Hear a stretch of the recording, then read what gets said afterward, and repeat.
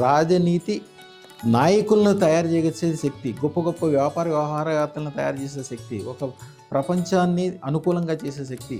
వీరికి ఎక్కువ అహింస అంటే ఇష్టము, సౌందర్యం అంటే ఇష్టం, ప్రేమాభిమానాలను కోరుకుంటారు. ఎప్పుడు ఒక పైకి చూడటానికి బలహీనంగా ఉంటారు, కానీ చాలా బలమైన శక్తి, ప్రపంచాన్ని మొత్తం అనుకూలంగా మార్చే శక్తి వీళ్ళ దగ్గరే ఉంటుంది. 100 కోట్లు 1000 కోట్లు సంపాదించాలంటే అత్యంత ఈజీగా చేయగలిగిన మార్గం ఆ శక్తి దేవుడు వీళ్ళకి ఇచ్చుంటారు. ఎందుకంటే వీళ్ళకి విశ్వంతో ఒక రకమైన కనెక్షన్ ఉంటుంది.